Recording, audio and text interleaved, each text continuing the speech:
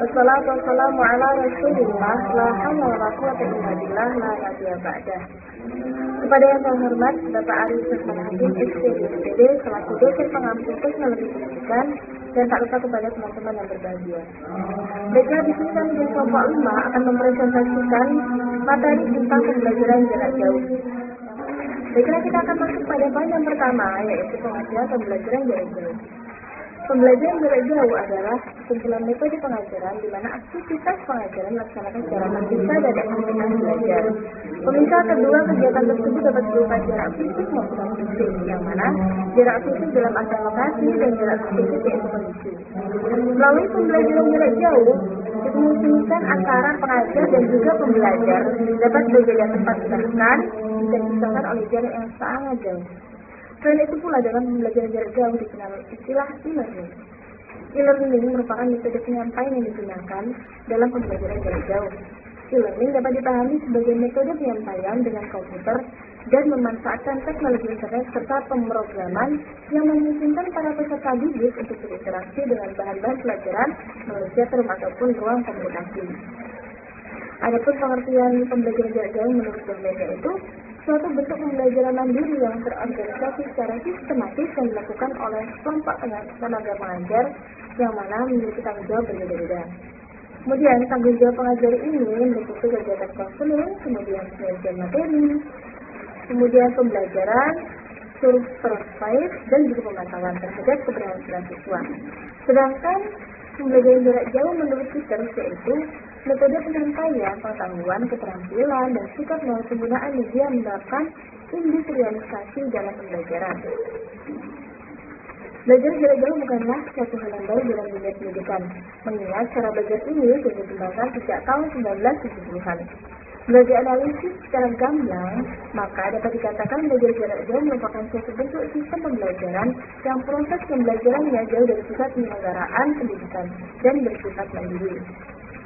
Pendidikan jarak jauh adalah satu model pembelajaran yang membebaskan pembelajar untuk dapat belajar tanpa terkait oleh ruang dan juga waktu, dan kemungkinan sedikit bantuan dari orang lain. Komunikasi yang berlangsung pada sistem pembelajaran ini bersifat komunikasi tidak langsung. Artinya, proses pembelajaran dilakukan dengan perantara dalam bentuk media cetak maupun multimedia yang dirancang khusus. Walaupun ada kontak langsung dalam suatu proses pembelajaran. Prinsip-prinsip pembelajaran jarak jauh. Pembelajaran jarak jauh mencakup upaya yang ditempuh pembelajar untuk mewujudkan sistem pendidikan sepanjang hayat dengan prinsip-prinsip kebebasan, kemandirian, keluasan, keterkinian, kesesuaian, mobilitas, dan efisiensi. Prinsip-prinsip tersebut menjadi dasar bagi pengambil keputusan dalam bidang pendidikan untuk menyediakan berbagai fasilitas pembelajaran jarak jauh. Prinsip-prinsip pembelajaran jarak jauh tersebut sebagai berikut. Yang pertama, prinsip kebebasan. Artinya sistem pendidikan sifatnya demokratis karena dirancang agar bebas bisa diikuti oleh siapa saja. Yang kedua, prinsip kemandirian. Diwujudkan dengan adanya kurikulum atau program pendidikan yang dapat dipelajari secara mandiri, independent learning, belajar perorangan atau belajar kelompok. Yang ketiga adalah prinsip keluasan, memungkinkan pembelajar untuk fleksibel mengatur jadwal dan kegiatan belajar, mengikuti ujian atau penilaian kemajuan belajar, dan mengakses sumber belajar sesuai dengan kemampuan pembelajar.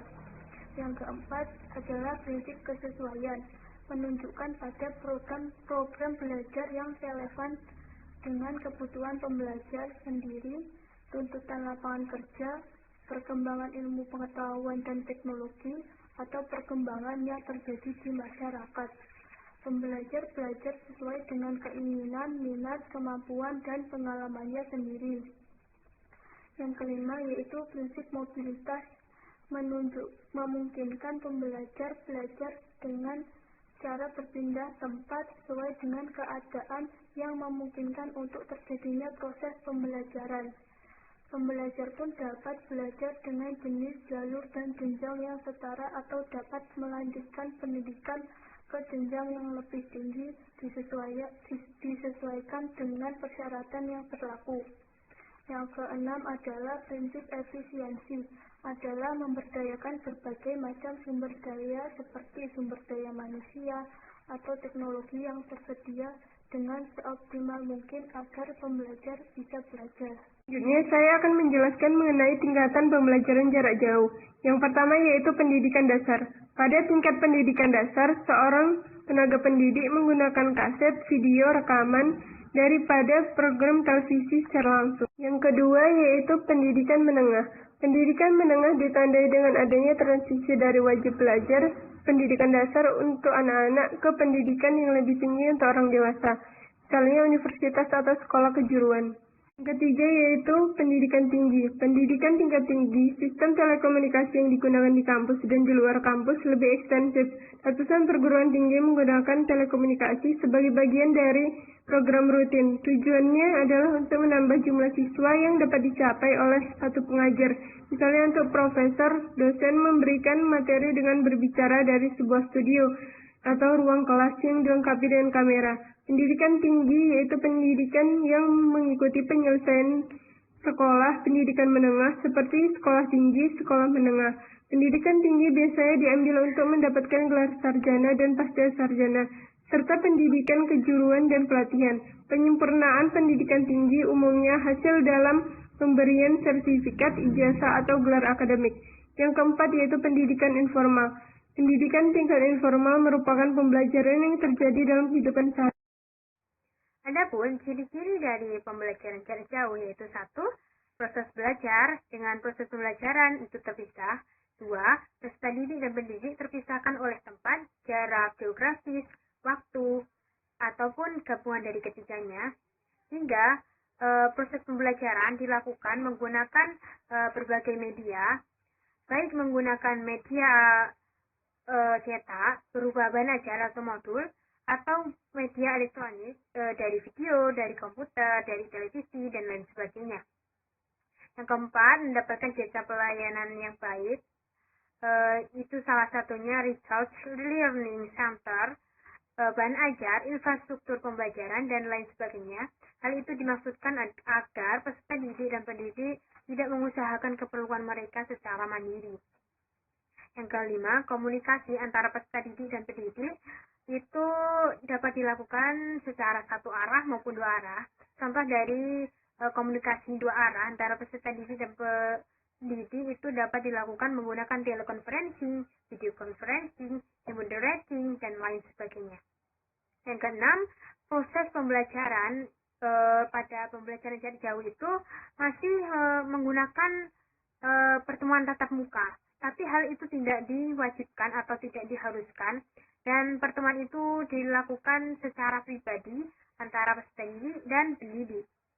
Yang ketujuh, selama kegiatan belajar, peserta didik tersebut biasanya itu terdapat yang melakukan kegiatan belajar secara kelompok. Namun hal itu jelas tidak diharuskan, namun itu dapat memudahkan siswa dalam melakukan belajar. Dan pada pembelajaran jarak jauh itu menekankan kepada peserta didik untuk belajar mandiri. Namun masih diawasi atau masih dikoordinir oleh lembaga yang menaungi. Yang kedelapan, peran guru itu sebagai fasilitator, sedangkan peserta didik itu sebagai partisipan. Yang terakhir itu fleksibilitas dalam pembelajaran, di mana peserta didik dapat memilih waktunya sendiri, kapan dia bisa melakukan pembelajaran, dan bagaimana kesiapannya itu dapat ditentukan oleh peserta didik itu sendiri. Bismillahirrahmanirrahim. Baik, saya akan melanjutkan menjelaskan bab kelebihan apa dalam pembelajaran jarak jauh. Jarak jauh tidak mudah dilakukan, sangat berbeda dengan pembelajaran tatap muka. Yang mana kadang dalam tatap muka antara siswa dan guru tuh saling bertatap muka begitu kan. Dengan mudah, tanpa ada keterbatasan begitu. Tentunya proses pembelajaran memiliki kelebihan dan kekurangan. Baik, saya di sini akan menjabarkan apa saja kelebihan dari pembelajaran jarak jauh. Yang pertama, adanya fasilitas e-moderating sehingga guru dengan murid ini dengan sangat mudah berinteraksi dengan menggunakan internet. Yang kedua, apabila siswa ini ingin mereview pelajaran, ingin mengulang apa materi yang telah didapatkan dengan mudah dengan cara mengaksesnya. Yang ketiga, apabila siswa ini ingin tambahan narasumber, tambahan wawasan dengan mudah juga. Yang keempat, antara guru dengan siswa ini sangat mudah dalam berdiskusi, begitu juga dengan siswa dengan menambah wawasan dan ilmu pengetahuan lebih luas. Yang terakhir, dalam pembelajaran jarak jauh ini melatih siswa agar lebih aktif dalam pembelajaran. Berikutnya mengenai pengelolaan pembelajaran jarak jauh. Sebelumnya perlu kita ingat bahwa pembelajaran jarak jauh terjadi karena pandemi COVID yang tak kunjung usai. Sehingga terjadilah pembelajaran melalui media-media sosial seperti Google Classroom, e-learning, ataupun Zoom dan Meet. Pengelolaan diartikan sebagai suatu rangkaian pekerjaan atau usaha yang dilakukan oleh sekelompok orang untuk melakukan serangkaian kerja dalam mencapai tujuan tertentu. Sehingga pengertian dari pengelolaan pembelajaran jarak jauh itu sendiri artinya adalah usaha yang dilakukan untuk mencapai tujuan dari pembelajaran jarak jauh. Apa tujuan dari pembelajaran jarak jauh? Yang pertama yaitu sebagai bentuk pendidikan bagi peserta didik yang tidak dapat mengikuti pendidikan tatap muka tanpa mengurangi kualitas pendidikan yang bermutu dan relevan sesuai kebutuhan. Yang kedua yaitu untuk meningkatkan perluasan dan pemerataan akses terhadap pendidikan yang bermutu dan relevan sesuai kebutuhan. Assalamualaikum warahmatullahi wabarakatuh. Perkenalkan, nama saya Muhammad Khoirul Mukhlisin. Di sini saya akan menyampaikan kekurangan pembelajaran jarak jauh. Langsung saja, yang pertama yaitu kendala sinyal.